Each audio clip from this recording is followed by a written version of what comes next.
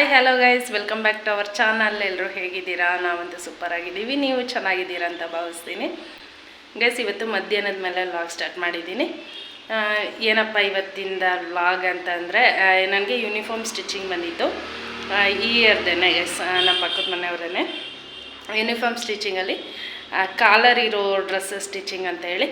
Guys, ನಾನು first time Chinese colour uniform stitch ಮಾಡ್ತಿರೋದೇ first time. ಅಂದರೆ ಮಾಡಿದ್ದೀನಿ ಪೀಸ್ ವರ್ಕ್ ಮಾಡೋ ಹತ್ರ ಎಲ್ಲನ, ಬಟ್ ಮನೆಯಲ್ಲಿ ಸ್ಟಿಚ್ ಮಾಡುವಾಗ ಫಸ್ಟ್ ಟೈಮ್ ಮಾಡ್ತಾ ಇರೋದು. ಹೇಗೆ ಬರುತ್ತೆ ಏನೋ ಅನ್ನೋದು ಒಂದು ಕನ್ಫ್ಯೂಷನ್ ಇತ್ತು ನನಗೂ ಸ್ಟಾರ್ಟಿಂಗಲ್ಲಿ. ಆಮೇಲೆ ಒಂದು ಟಾಪ್ ಸ್ಟಿಚ್ ಆದಮೇಲೆ ಕನ್ಫರ್ಮ್ ಆಯಿತು ಗೈಸ್, ನಾನು ಟೈಲರು ಕಲ್ತ್ಬಿಟ್ಟೆ ಅನ್ನೋ ಒಂದಿದು ಚೆನ್ನಾಗಿ ಬಂತು. ಅದ್ರ ಬೇಸ್ ಮೇಲೇ ಇನ್ನೊಂದು ಸ್ಟಿಚ್ ಮಾಡೋಣ, ಹೋಪ್ ಬರಂತು ನನಗೂ ವಿಡಿಯೋ ಮಾಡೋಣ, ನಂತರ ಇರೋರಿಗೆ ಹೊಸ್ದಾಗಿ ಕಲಿಯೋರಿಗೆ ಯಾರಿಗಾದ್ರೂ ಯೂಸ್ ಆಗಲಿ ಅಂತ ಹೇಳಿ ಅದಕ್ಕೆ ಇನ್ನೊಂದು ಕ್ಯಾಪ್ಚರ್ ಮಾಡಿಕೊಂಡು ವಿಡಿಯೋ ಮಾಡಿಕೊಂಡು ಹೇಳೋಣ. ಅಟ್ಲೀಸ್ಟ್ ಅಂದರೆ ಹೊರ್ಗಡೆ ಹೋಗಿ ಟೈಲರಿಂಗ್ ಕಲಿಯದೇ ಇರೋರು, ಯೂಟ್ಯೂಬ್ ನೋಡಿ ಕಲಿಯೋರು, ಅವ್ರಿಗೆ ಯೂಸ್ ಆಗುತ್ತೆ ಅಂತ ಹೇಳಿ ಹೇಳೋಣ ಅಂದ್ಕೊಂಡೆ. ಅದಕ್ಕೋಸ್ಕರನೇ ಇವತ್ತು ವಿಡಿಯೋ. ನೆನ್ನೆ ಮೊನ್ನೆನೇ ಮಾಡಬೇಕಿತ್ತು ಗೈಸ್, ಮಾಡೋಕ್ಕಾಗಲಿಲ್ಲ. ಮೋಡ ಮುಚ್ಕೊಂಡಿರೋದ್ರಿಂದ ನನಗೂ ಇಂಟ್ರೆಸ್ಟ್ ಇರಲಿಲ್ಲ ಮಾಡೋದಕ್ಕೆ. ಏನೋ ಒಂಥರ ಮೋಡ ಕವಿದ ವಾತಾವರಣ. ಈಗಲೂ ಅಷ್ಟೇ ಫುಲ್ ಮೋಡ ಇದೆ ನೋಡಿ, ಮೋಡ ಆಗಿದೆ. ಹಾಗೆ ಸ್ವಲ್ಪ ಬಿಸಿಲು ಬರುತ್ತೆ, ಬಿಸಿಲು ಬಂದಂಗೆ ಆಗುತ್ತೆ. ಒಂದು 5 ನಿಮಿಷ ಬಿಸಿಲು ಇರುತ್ತೆ, ಆಮೇಲೆ ಹೊರಟೋಗ್ಬಿಡುತ್ತೆ. ಫುಲ್ ಮೋಡ ಕವಿದ ವಾತಾವರಣ ಥರನೇ ಇತ್ತು. ಇವತ್ತು ಸ್ವಲ್ಪ ಬೆಟರ್ ಆಗಿದೆ. ನೆನ್ನೆ ಮೊನ್ನೆ ಎಲ್ಲ 3 ದಿನದಿಂದ ಮಧ್ಯಾಹ್ನ ಟೈಮ್ ಡೈಲಿ ಮಳೆ ಬರೋದು ಆ ಥರ ಇತ್ತಾ. ಅದು ನನಗೇನೋ ಒಂಥರ ಇಂಟ್ರೆಸ್ಟ್ ಇಲ್ಲ ಅಂದರೆ ಮುಟ್ಟೋದಕ್ಕೂ ಹೋಗೋದಿಲ್ಲ. ಇಂಟ್ರೆಸ್ಟ್ ಇದ್ದರೆ ಅಷ್ಟೇ ನಾವು ಬಟ್ಟೆ ಹೊಲಿಯೋದೂ ಸ್ಟಿಚಿಂಗ್ ಆಗಲಿ ಅವ್ರಿಗೆ ಫಿಟ್ಟಿಂಗು ಎಲ್ಲ ಚೆನ್ನಾಗಿರಬೇಕು ಅಂದರೆ ಮೇನ್ ನಮಗೆ ಇಂಟ್ರೆಸ್ಟ್ ಇರಬೇಕು, ಚೆನ್ನಾಗಿ ಹೊಲಿಬೇಕು ಅಂತೇಳಿ. ಸೊ ಮುಟ್ಟಿರಲಿಲ್ಲ. ಇವತ್ತು ಹೊಲಿಯೋಣ, ನಿಮಗೂ ತೋರಿಸೋಣ. ಯಾರಿಗಾದ್ರೂ ಅಟ್ಲೀಸ್ಟ್ ನನ್ನಿಂದ ಒಬ್ರಿಗಾದರೂ ಹೆಲ್ಪ್ ಆದರೆ ಕಲ್ತ್ಕೊಂಡು ಅವ್ರೂ ಹೊಲಿದ್ರೆ ಚೆನ್ನಾಗಿರುತ್ತಲ್ಲ ಅಂತ ಹೇಳಿ ಇವಾಗ ಸ್ಟಾರ್ಟ್ ಮಾಡಿದ್ದೀನಿ. ಬನ್ನಿ ಹೇಗೆಲ್ಲ ಸ್ಟಿಚ್ ಮಾಡ್ತೀನಿ, ಕಟ್ಟಿಂಗು ತೋರಿಸ್ತೀನಿ, ಹಾಗೆ ಸ್ಟಿಚಿಂಗು ತೋರಿಸ್ತೀನಿ. ನೀಟಾಗಿ ನೋಡಿ, ಸ್ಕಿಪ್ ಮಾಡಿದೆ ನೋಡಿ, ನೀವು ಸ್ಟಿಚ್ ಮಾಡಿಬಿಡಿ ಆರಾಮಾಗಿ. ಏನು ಹೊರ್ಗಡೆ ಹೋಗಿ ಕಲಿಯೋರ್ಗೂ ಓಕೆ ಅನುಕೂಲ ಇರೋರಿಗೆ, ಬಟ್ ಮನೆಯಲ್ಲೇ ಕಲಿಯೋರಿಗೆ ತುಂಬ ಈಸಿಯಿಂದ ಟ್ರೈ ಮಾಡ್ಬೋದು. ತೋರಿಸ್ತೀನಿ ಹೇಗೆಲ್ಲ ಮಾಡ್ಬೋದು ಅಂತ. ಬನ್ನಿ. ಇನ್ನು ಡ್ರೆಸ್ನ ಅರ್ಧ ಸ್ಟಿಚ್ ಮಾಡಿದ್ದೆ, ಜಸ್ಟ್ ಒಂದು ಸ್ಟಿಚ್ ಹಾಕಿ ಕುತ್ಕೊಂಡಿದ್ದೆ. ಈ ಕಡೆದು ಆ ಕಡೆದು ಮುಂದೆಗಡೆ ಉಪ್ಪಟ್ಟಿ ಅಷ್ಟೇ ಸ್ಟಿಚ್ ಮಾಡಿದ್ದೆ. ಅಷ್ಟರಲ್ಲಿ ಒಂದು ಮೀಶೋಯಿಂದ ಆರ್ಡ್ರ್ ಇದೆ ಅಂತ ಹೇಳಿ ಕಾಲ್ ಮಾಡಿದ್ರು. ನನಗೂ ಗೊತ್ತಿಲ್ಲ ಏನು ಅಂತ, ಸರ್ಪ್ರೈಸು. ನಮ್ಮನೆಯವ್ರು ಯಾವಾಗಲೂ ಬುಕ್ ಮಾಡಿರ್ತಾರೆ. ನೋಡೋಣ ಏನು ಅಂತ ಅನ್ಪ್ಯಾಕ್ ಮಾಡ್ತೀನಿ, ತೋರಿಸ್ತೀನಿ ನಿಮಗೂ. ನಾನು ಏನಾದರೂ ಹಿಂಗೆ ಕೆಲಸ ಮಾಡೋಣ ಅಂತ ಕುತ್ಕೊಂಡು, ಈಗ ಯಾರೂ ಡಿಸ್ಟರ್ಬ್ ಮಾಡಿರಲಿಲ್ಲ, ಏನಾದರೂ ಈಗ ಕೆಲಸ ಮಾಡೋಣ ಅಂತ ಹೇಳಿ ಕುತ್ಕೊಂಡಿರ್ತೀನಿ. ಬಟ್ ಆವಾಗಲೇ ಕಾಲು ಬಂದುಬಿಡ್ತವೆ, ಆವಾಗಲೇ ಎದ್ದುಬಿಡ್ತೀನಿ. ಇನ್ನು ಸ್ಟಿಚ್ ಮಾಡೋಕೆ ಕುತ್ಕೊಳ್ಳೋಕ್ಕೆ ಇನ್ನೂ ಟೈಮ್ ಆಗುತ್ತೆ. ಇದೆಲ್ಲ ನೋಡಿ ಅನ್ಬಾಕ್ಸ್ ಮಾಡಿ ಏನು ಅಂತ ಹೇಳಿ ಇದೆಲ್ಲ ನೋಡೋಷ್ಟರಲ್ಲಿ ಟೈಮ್ ಆಗೋಗುತ್ತೆ. ನೋಡೋಣ ಬೇಗ. ಇಲ್ಲಿ ಒಂಚೂರು ಓಪನ್ ಇದೆ, ಬಟ್ ಇಲ್ಲಿ ನೋಡಿದಾಗ ನನಗೆ ಅಡುಗೆ ಐಟಮ್ ಅಂತ ಅನಿಸ್ತಾ ಇದೆ. ನೋಡ್ತೀನಿ ರೀ ಗೈಸ್, ನಿಮಗೂ ತೋರಿಸ್ತೀನಿ ಏನು ಅಂತ. ಫುಲ್ ಎಕ್ಸೈಟಿಂಗಲ್ಲಿದ್ದೀನಿ ಗೈಸ್. ಅಡುಗೆ ಐಟಮ್ ಅಂತ ಗೊತ್ತಾಯಿತು, ಬಟ್ ಅದರಲ್ಲೇ ಯಾವುದು ಅಂತ ಗೊತ್ತಾಗಬೇಕಲ್ಲ. ಅವ್ರು ಕಾಲ್ ಮಾಡಿದ್ರೆ ಮೇಡಮ್ ಆರ್ಡರ್ ಇದೆ ಮೀಶೋಯಿಂದ ಅಂದರು. ನಾನು ಯಾವುದೂ ಬುಕ್ಕೇ ಮಾಡಿಲ್ಲ ಸರ್ ಅಂದೆ. ಅವರು ಪೇಮೆಂಟ್ ಆಗಿದೆ ಮೇಡಮ್, ಜಸ್ಟ್ ನೀವು ತೊಗೊಳೋದು ಅಷ್ಟೇ ಅಂದ್ರ. ಇನ್ನು ಯಾಕೆ ಪೇಮೆಂಟ್ ಆಗಿರೋದನ್ನ ನಾವು ಮಾಡಿಲ್ಲ ಅವ್ರು ಮಾಡಿಲ್ಲ ಅನ್ನೋದು, ಆಗಿರೋದನ್ನ ಇಸ್ಕೊಬಂದುಬಿಡ್ಬೇಕಲ್ಲ, ಅದಕ್ಕೆ ಹೋಗಿದೆ ಗೈಸ್. ಇದು ಒಗ್ಗರಣೆ ಮಾಡೋದು ನಾನ್ ಸ್ಟಿಕ್ಕಲ್ಲಿ 2 ಇದ್ದಂಗೆ ಇದ್ದಾವೆ. ಓ ಗೈಸ್, 2 ಬಂದಿದ್ದಾವೆ ಗೈಸ್. ಆದರೆ ಒಂದು ಚೆನ್ನಾಗಿಲ್ಲ ಅಷ್ಟಾಗಿ. ಕಾಂಬೋ ಅಂತೇಳಿ ಬುಕ್ ಮಾಡ್ಕೋತೀವಲ್ಲ ನೋಡಿ, ಕಾಂಬೋ ಕತೆ ಇದು ನೋಡಿ ಯಾವ ಥರ ಇದೆ. ಆಲ್ರೆಡಿ ಅರ್ಧಂಬರ್ಧ ಯೂಸ್ ಮಾಡಿರೋದು ಅನ್ನಂಗೆ. ಇದು ನೋಡಿ, ಇದು ಪರವಾಗಿಲ್ಲ, ಸ್ವಲ್ಪ ಚೆನ್ನಾಗಿದೆ. ಇದು ಸ್ವಲ್ಪ ಚೆನ್ನಾಗಿದೆ, ಬಟ್ ಇದು ಆಲ್ರೆಡಿ ಯೂಸ್ ಮಾಡಿರೋ ಥರ ಕಾಣುತ್ತೆ. ಯೂಸ್ ಮಾಡಿಲ್ಲ, ಅಲ್ಲಿ ಇಲ್ಲಿ ಬಿದ್ದು ಈ ಥರ ಆಗಿದೆ ಅನಿಸುತ್ತೆ. ಬಟ್ ಎಷ್ಟು ಬಿತ್ತೋ ಏನೋ ಇನ್ನೂ ಗೊತ್ತಿಲ್ಲ. ನಮ್ಮ ಮನೆಯವ್ರು ಬಂದಾಗ ಕೇಳಬೇಕು ಇದ್ರದ್ದು ಪ್ರೈಸ್ ಎಲ್ಲ ಯಾವ ಥರ ಇದೆ ನೋಡಿ. ಒಗ್ಗರಣೆ ಮಾಡೋದಷ್ಟೇ, ಇನ್ನೇನು ಮಾಡೋಕ್ಕೆ ಬರೋದಿಲ್ಲ. ನಾನ್ ಸ್ಟಿಕ್ಕಲ್ಲಿ. ನನಗೆ ಗೊತ್ತಿಲ್ಲ ಗೈಸ್ ಇದು ಯಾವಾಗ ಬುಕ್ ಮಾಡಿದ್ರು ಅಂತ ಹೇಳಿ. ತುಂಬ ವೆಯ್ಟ್ ಇದೆ, ಹೆವಿ ವೆಯ್ಟ್ ಇದೆ. ಕ್ವಾಲಿಟಿ ಮಾತ್ರ ಸೂಪರ್ ಆಗಿದೆ. ಬಟ್ ಇದೊಂಚೂರು ಇದು ನಾನ್ ಸ್ಟಿಕ್ ಎಲ್ಲ ಎದ್ದೋದ ಹಾಗಿದೆ. ಇಲ್ಲಿ ಕಾಣಿಸ್ತಾ ಇದೆಯಲ್ಲ, ನಾನ್ ಸ್ಟಿಕ್ ಎದ್ದೋದಾಗಿದೆ ಗೈಸ್. ಅದಕ್ಕೆ ಒಂಥರ ನೋಡೋಕೆ ಅಷ್ಟು ಚೆನ್ನಾಗಿ ಕಾಣ್ತಾ ಇಲ್ಲ. ಬಟ್ ಅದು ಏನೂ ಆಗಲ್ಲ ಅನಿಸುತ್ತೆ. ನೋಡೋಣ, ತೊಗೊಂಡಿದ್ದೀವಲ್ವ, ಹೊಸದು ನೋಡೋದಕ್ಕೆ ಹೊಸ್ದಾಗಾದರೂ ಇರಬೇಕಲ್ವ ಗೈಸ್. ಒಂಚೂರು ಹಳೇದಾಗಿದೆ ಇದು ಆಲ್ರೆಡಿ. ನಮ್ಮನೆಯವ್ರು ಬಂದಮೇಲೆ ಇಟ್ಕೊಳ್ಳೋದ ವಾಪಸ್ ಮಾಡೋದ ಅಂತೇಳಿ ಡಿಸ್ಕಸ್ ಮಾಡ್ತೀನಿ. ನನಗೂ ಗೊತ್ತಿಲ್ಲ ಇದು ಆರ್ಡರ್ ಬಂದಿರೋದು, ಬುಕ್ ಮಾಡಿರೋದು ಕೂಡ ಗೊತ್ತಿಲ್ಲ. ಬಟ್ ವೆಯ್ಟ್ ಮಾತ್ರ ಸಖತ್ತಾಗಿದೆ, ಕ್ವಾಲಿಟಿನೂ ಸಖತ್ತಾಗಿದೆ ಗೈಸ್. ಏನೂ ಇಲ್ಲ. ಏನೇನು ಯಾವಾಗ ಬುಕ್ ಮಾಡ್ತಾರೋ ನನಗೆ ಗೊತ್ತಾಗಲ್ಲ.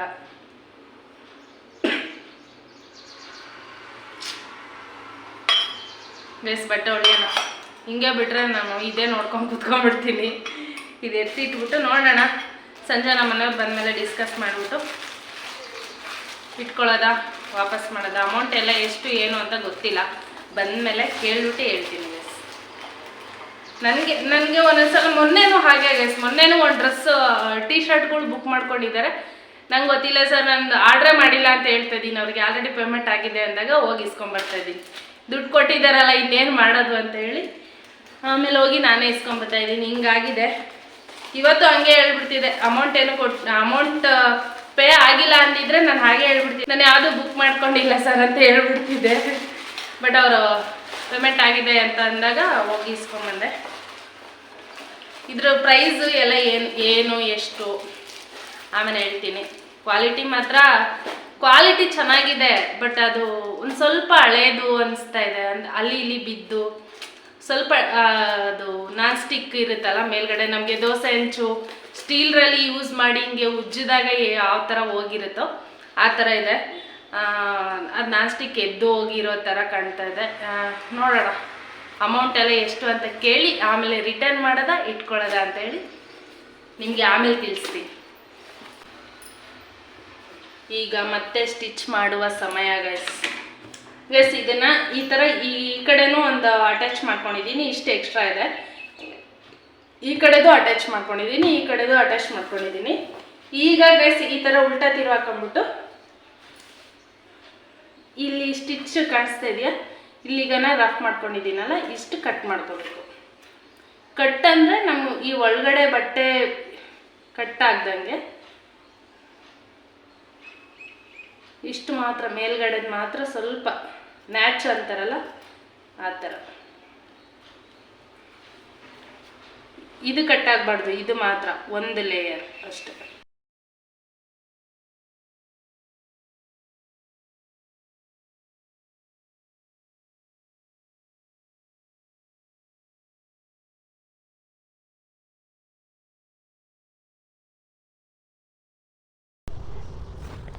ಗೈಸ್ ಇದನ್ನು ಈಗ ಫಸ್ಟ್ ಅಟ್ಯಾಚ್ ಮಾಡ್ಕೊಂಡಿದ್ನಲ್ಲ ಅದನ್ನು ಉಲ್ಟಾ ತಿರುಗಿಸ್ಬಿಟ್ಟು ನಾವು ಕಿನಾರಿ ಮಾಡಬೇಕು. ಅಂದರೆ ನಾವು ಇಟ್ಕೊಂಡಿದ್ದ ಪೊಸಿಷನಲ್ಲೇ ಡ್ರೆಸ್ ಸೀದಾದಲ್ಲಿ ಸ್ಟಿಚ್ ಮಾಡ್ತೀವಲ್ಲ ಅದನ್ನೇ ಪಟ್ಟಿ ಅಷ್ಟೇ ಒಳಗಡೆ ಹಾಕಬೇಕು. ನಾವು ಸೀದಾದಲ್ಲೇ ಇಟ್ಕೊಂಡಿರಬೇಕು. ಪಟ್ಟಿ ಒಳಗಡೆ ಹಾಕಿದಾಗ ಅದು ನೀಟಾಗಿ ಫಿನಿಶಿಂಗ್ ನೀಟಾಗಿ ಕೂರೋ ಥರ ಮಾಡ್ಕೋಬೇಕು. ಸ್ಟಾರ್ಟಿಂಗ್ ಏನು ರಫ್ ಮಾಡಿರ್ತೀವೋ ಅದು ಬೇಸು, ಮತ್ತು ನಾವು ನ್ಯಾಚ್ ಹೊಡ್ಕೊಳ್ತೀವಲ್ಲ ಕಟ್ ಮಾಡ್ಕೊಳ್ಳೋದು ಅದು ಇಂಪಾರ್ಟೆಂಟ್ ಆಗುತ್ತೆ. ನ್ಯಾಚ್ ನೀಟಾಗಿ ಹೊಡ್ಕೊಂಡ್ರೆ ಇದು ಫಿನಿಶಿಂಗ್ ಚೆನ್ನಾಗಿ ಬರುತ್ತೆ. ಈಗ ಅಲ್ಲಿ ಅದ್ರ ಮೇಲೆ ನೀಟಾಗಿ ಕಿನ್ನರಿ ಹಾಕ್ಕೊಂಡು ಬಂದರೆ ಫಿನಿಶಿಂಗ್ ಚೆನ್ನಾಗಿ ಬರುತ್ತೆ ಗೈಸ್. ನೋಡಿ ಈ ಥರ ನಿಧಾನಕ್ಕೆ ನೀಟಾಗೆ ನೋಡಿ ಅಬ್ಸರ್ವ್ ಮಾಡಿ ಸ್ಟಿಚ್ ಮಾಡಿ, ಮತ್ತು ಒಳಗಡೆದೂ ಅಟ್ಯಾಚ್ ಆಗಿ ಹೋಗ್ಬಿಡುತ್ತೆ. ಹಾಗಾಗಿ ನಿಧಾನಕ್ಕೆ ಸ್ವಲ್ಪ ಸ್ಟಿಚ್ ಮಾಡ್ಕೋಬೇಕು. ಎರಡು ಲೆವೆಲ್ ಬರಬೇಕು. ಹುಕ್ಪಟ್ಟಿ ಒಂದು ಮೇಲೆ ಒಂದು ಕೆಳಗಿದ್ರೂ ನೋಡೋಕ್ಕೆ ಚೆನ್ನಾಗಿರೋದಿಲ್ಲ, ಒಂಥರ ಅಸಹ್ಯವಾಗಿ ಕಾಣುತ್ತೆ.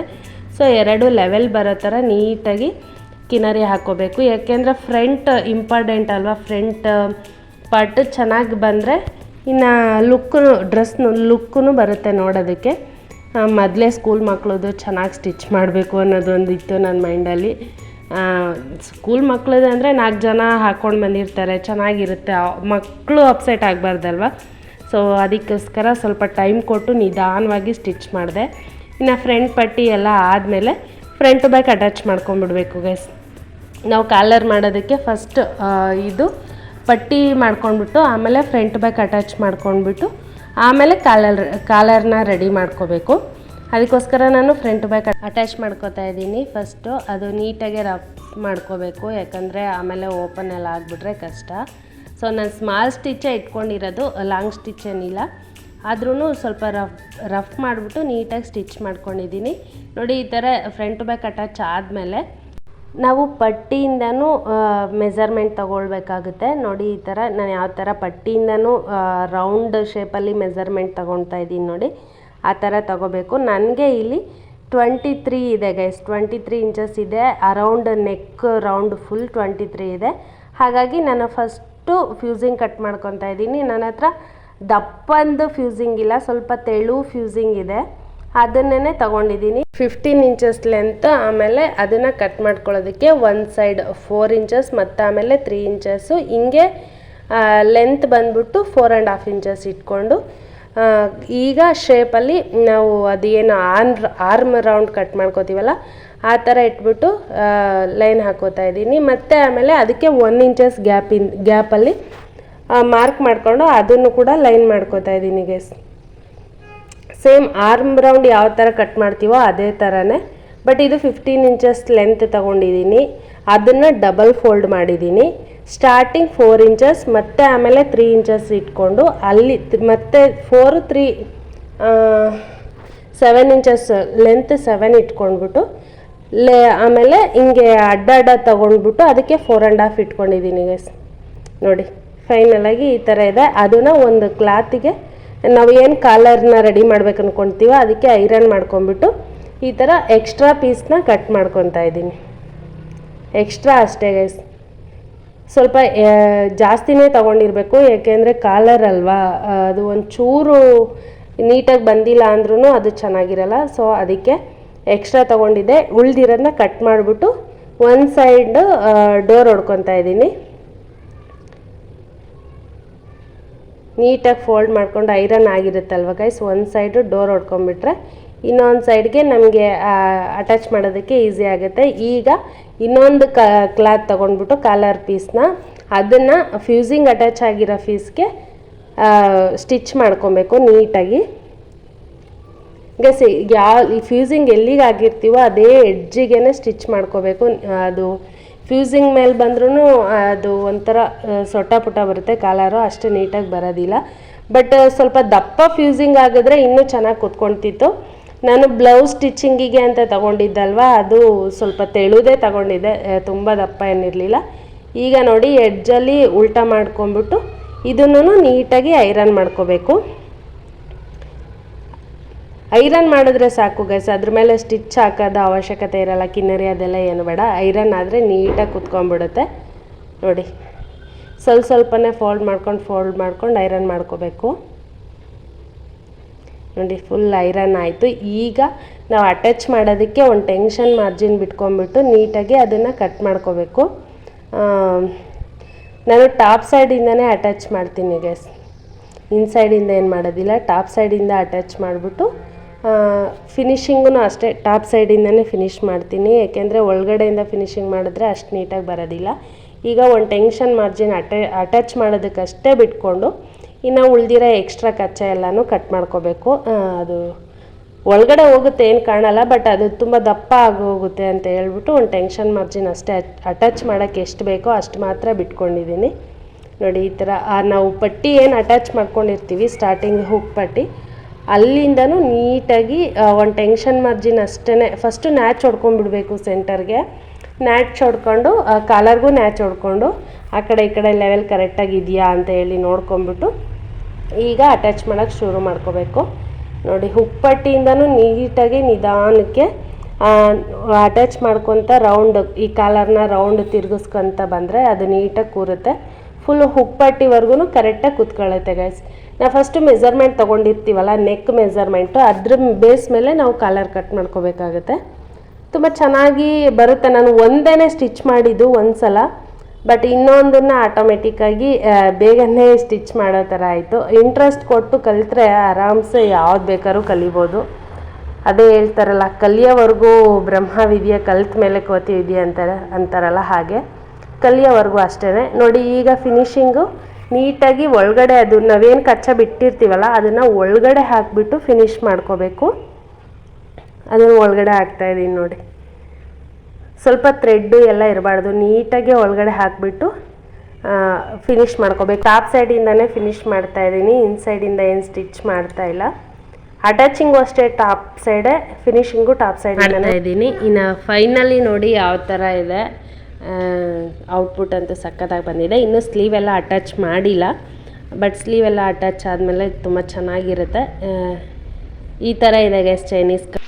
ಬೆಳಿಗ್ಗೆ ನಿಮ್ಗೆ ಇದನ್ನು ತೋರಿಸಿದ್ನಲ್ಲ ಗೈಸ್, ಇದು ಅನ್ಬಾಕ್ಸ್ ಮಾಡಿಬಿಟ್ಟು ಕಾಂಬೋ ಪ್ಯಾಕ್ ಅಂತೇಳಿ ನಮ್ಮನೆ ಬುಕ್ ಮಾಡಿದ್ರೇನೋ ಕೇಳಬೇಕು, ನನಗೂ ಗೊತ್ತಿಲ್ಲ ಅಂದಲ್ಲ. ಸೊ ಕಾಲ್ ಮಾಡಿದ್ದೆ ನಮ್ಮ ಮನೆಯವರಿಗೆ ಕೇಳೋಣ ಅಂತೇಳಿ. ಅವ್ರು ಬ್ಯುಸಿ ಇದ್ದರು. ಮೇ ಬಿ ನಾನೇ ಯಾವಾಗಾದರೂ ಬುಕ್ ಮಾಡಿರ್ತೀನೇನೋ ಅಂತ ಹೇಳಿ ಬಂದಾಗ ಚೆಕ್ ಮಾಡೋಣ ಅಂತ ಹೇಳಿದ್ರು. ಅಷ್ಟರಲ್ಲಿ ಊರಿಂದ ನನ್ನ ಫ್ರೆಂಡ್ ಕಾಲ್ ಮಾಡಿದ್ಲು ಗೈಸ್. ಅವ್ರು ಬುಕ್ ಮಾಡಿರೋದು ಲಾಸ್ಟ್ ಟೈಮ್ ಅವರು ಟಿ ಶರ್ಟ್ ಬುಕ್ ಮಾಡಿದ್ರು ನಮಗೆ ಅಂತ ಹೇಳಿ ಅಡ್ರೆಸ್ ನಮ್ದು ಹಾಕಿದ್ರು, ನಮಗೆ ಬಂದಿದ್ವು. ಅವಳು ಅದೇ ಅಡ್ರೆಸ್ಸಿಗೆ ಮತ್ತೆ ಇವೆರಡು ಬುಕ್ ಮಾಡ್ಕೊಂಡಿದ್ದಾಳೆ. ಅವ್ರದ್ದು ಗೈಸ್, ನಮ್ದಲ್ಲ. ನಮ್ಮ ಮನೆಯವ್ರಿಗೆ ಗೊತ್ತಿಲ್ಲ ಇದು ಅವ್ರದ್ದು ಅಂತ, ನಮಗೆ ಅಂತ ಅಂದ್ಕೊಂಡಿದ್ದಾರೆ ಹೇಳಿದಾಗ. ಇವಾಗ ಬಂದಮೇಲೆ ನಾನು ಕೇಳ್ತೀನಿ ಅವ್ರನ್ನ, ನಮ್ದಾ ಅಥವಾ ಯಾವುದು ಯಾವಾಗ ಬುಕ್ ಮಾಡಿದ್ರಿ ಚೆಕ್ ಮಾಡಿ ಅಂತೇಳಿ ಏನು ಹೇಳ್ತಾರೆ ನೋಡೋಣ. ಗೈಸ್ ನಮ್ಮ ಮನೆಯವ್ರು ಬಂದರು, ಕೇಳ್ತೀನಿ ಏನು ಯಾವಾಗ ಬುಕ್ ಮಾಡಿದ್ರು, ಇದನ್ನ ಯಾವಾಗ ತಂದ್ರು ಅಂತ. ಚೆನ್ನಾಗೈತೆ. ನೀವು ಯಾವಾಗ ಬುಕ್ ಮಾಡಿದ್ರಿ, ಎಷ್ಟು ಬುಕ್ ಮಾಡಿದ್ರಿ? ಫೋನ್ ಚೆಕ್ ಮಾಡ್ತೀರಾ? ಬುಕ್ ಮಾಡಿದ್ದೀರಾ ಇಲ್ಲ? ಬುಕ್ ಮಾಡಿದ್ದೀರಾ? ಒಟ್ಟು ಮಾಡಿಲ್ಲ.